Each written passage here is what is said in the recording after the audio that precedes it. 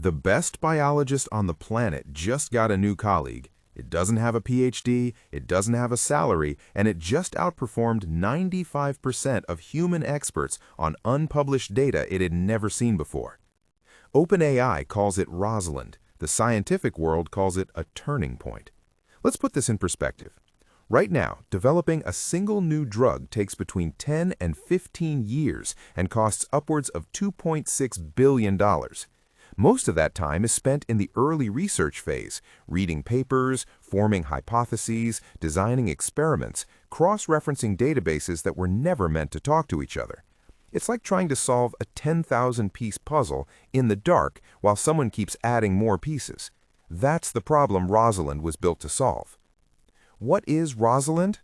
Rosalind, named after Rosalind Franklin, the brilliant scientist whose X-ray crystallography work was critical to discovering the structure of DNA, is OpenAI's first purpose-built AI model for life sciences. We're talking biochemistry, genomics, protein engineering, drug discovery, and translational medicine. This isn't GPT-4 with a lab coat on. This is a fundamentally different architecture, optimized to reason across molecules, proteins, genes, biological pathways, and disease systems simultaneously. Think of it as the difference between asking a general practitioner about your rare genetic condition versus walking into a room with 500 of the world's top specialists who've already read your file. So what does Rosalind actually do? It synthesizes evidence from massive scientific literature. It generates research hypotheses. It plans experiments. It connects to over 50 scientific databases and tools, including multi-omics platforms, protein structure databases, and literature engines, all through a dedicated life sciences research plugin for Codex.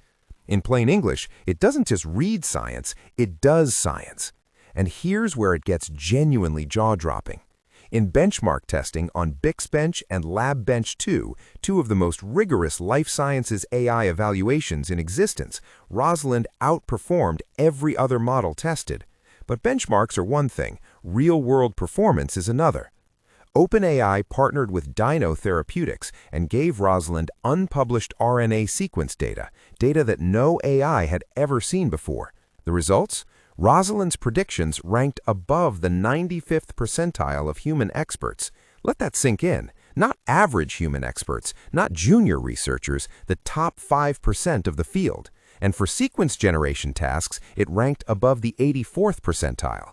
This is not AI is getting better. This is AI arriving at the table as a peer.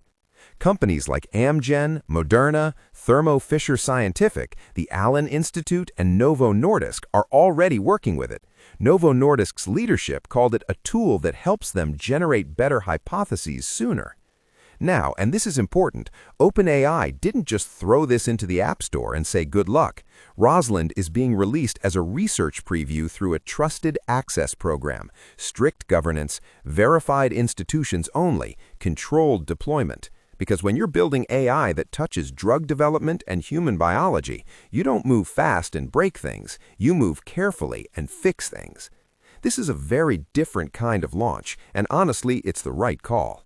Since 2019, over $17 billion has been invested in AI-driven drug discovery globally, and yet not a single AI-developed drug has reached large-scale clinical trials. Rosalind might be the inflection point that changes that.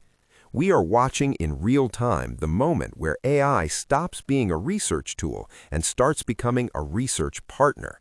The question is no longer if AI will transform medicine. The question is how fast and whether the institutions, regulations, and humans involved can keep up. Rosalind just moved the clock forward. If you found this useful, hit like, subscribe, and share it with someone who still thinks AI is just about writing emails, because this is the real thing.